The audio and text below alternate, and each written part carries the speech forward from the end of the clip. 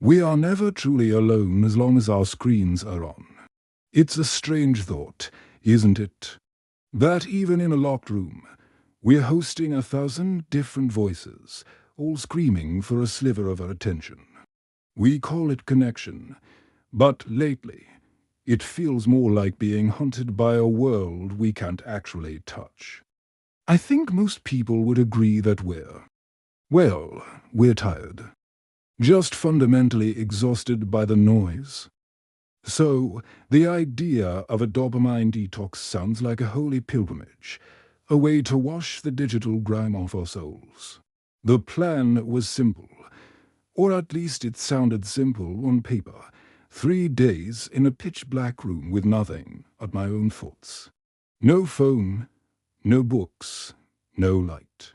Just me and the void, waiting for my brain to reset itself. I remember thinking that this would be the ultimate luxury, like a spa day for the prefrontal cortex. I mean, we pay people to leave us alone these days. Silence is the new status symbol, I guess. The first few hours were actually quite pleasant, in a morbid sort of way. I sat there in the dark, feeling very superior and enlightened for choosing to be bored. I thought, look at me. I'm finally beating the algorithm. I'm winning the war against Silicon Valley. It's easy to feel like a monk when you've only been in the dark for 45 minutes. But then, the first itch happened. It's not a physical itch, but a mental one. It's that phantom vibration in your pocket, the one that isn't there because your phone is in a drawer 3 rooms away. Your thumb starts twitching, looking for a scroll bar that doesn't exist in the vacuum of a dark room. I realized then that I wasn't just addicted to the content, I was addicted to the physical act of seeking it. It's like my brain had forgotten how to just exist without a constant stream of newness to chew on. You're probably nodding right now because you felt that pull, that magnetic tug toward the glowing rectangle in your palm. We've built our lives round the expectation of a reward every 5 seconds, a tiny hit of chemical goodness for doing nothing. And when you take that away, the brain doesn't just relax. It panics. By the end of the first day, the silence wasn't a spa anymore. It was a wait. I started to notice things I hadn't thought about in years, memories that had been buried under a mountain of memes and emails. The silence only gets loud when you realize you're the one making the noise. It's funny, isn't it? We think the world is loud, but it's actually just a mirror for the chaos inside us. I spent about 4 hours at least, I think it was 4 hours. Time is a bit of a ghost in the dark just thinking about a conversation I had in 2012. I was dissecting the tone of a waiter who forgot my water, wondering if he was having a bad day or if I looked like someone who didn't deserve hydration. This is what happens when you stop the dopamine. Your brain starts scavenging for any scrap of meaning it can find. It's like a starving dog eating a shoe. My brain was eating my own anxieties just to have something to do. I found myself wondering if this was the reset everyone talked about, or if I was just losing my mind. There's a dry sort of irony in trying to find simple happiness by essentially putting yourself in solitary confinement. We're so broken by our tools that we have to treat ourselves like prisoners just to feel human again. Day 2 was the hardest. That's when the withdrawal really set in, I suppose. I started to feel a strange kind of anger. Not at the world, but at the dark itself. I wanted to see a color. Any color. I would have traded my soul for a single pixel of bright neon green. I found myself staring into the blackness until my eyes started creating their own light.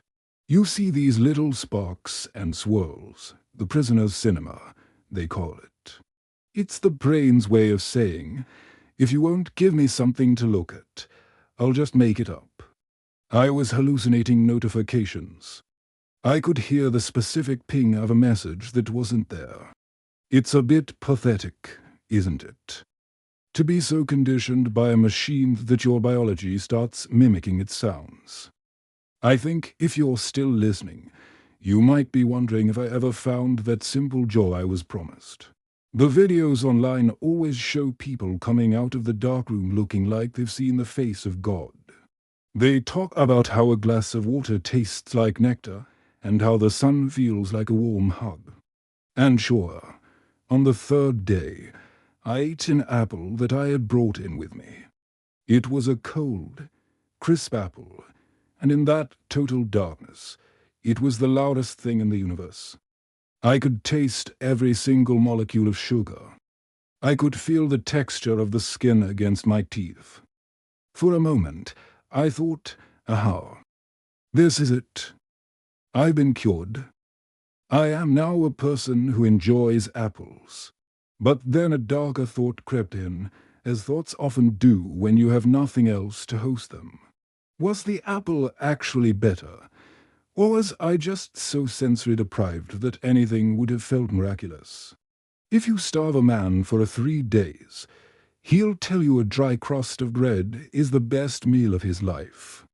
That doesn't mean the bread is good. It just means the man is desperate. I started to wonder if dopamine detox is just a fancy way of saying make yourself miserable so the mundane feels tolerable. It's a cynical way to look at it, I know, but I've always had a bit of a problem with the optimization of happiness. We treat our brains like software that needs a factory reset every few months. But maybe the problem isn't the software. Maybe the problem that we're trying to run a human life on an operating system designed for profit. I sat there in the dark, wondering if I'd ever be able to just stay in this state once the lights came on. Could I keep the apple tasting that good while my phone was buzzing in my pocket? The answer, I suspect, is a very quiet and uncomfortable no. We want the shortcut. We want the 3-day miracle that fixes a decade of distraction. But you don't need a screen to watch a ghost story. You just need to be alone with yourself for long enough. By the time the 72 hours were up, I wasn't feeling enlightened. I was just feeling raw. Like I'd peeled off a layer of skin and now the whole world was going to be too much to handle. I reached for the door handle and my hand was shaking. Not from fear, but from anticipation. I was about to go back to the real world, the one with the blue light and the endless scrolling. And the terrifying part wasn't that I was afraid of the noise. The terrifying part was how much I wanted it. I stepped out into the hallway, and the light from a single 60-watt bulb felt like a supernova. It was painful. It was ugly. It was beautiful. I walked over to my phone, and for a split second, I considered just leaving it in the drawer forever.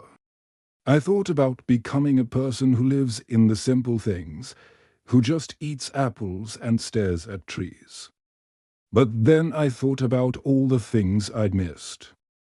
All the updates and news and notifications. I felt that familiar tug, that invisible leash tightening round my neck. I picked up the phone. It was dead, of course. And in that moment of looking at the black screen of the device, I realized it looked exactly like the darkroom I'd just left. It's the same void. One just has a backlight. I don't know if the detox worked. I don't know if I'm happier now. I think I'm just more aware of the cage. And I'm not sure if that's better or worse. If you've ever felt like you needed to disappear just to feel like you're still there, you're not alone. If you've ever thought about locking yourself away, maybe you should try it. Just don't expect to find a new version of yourself.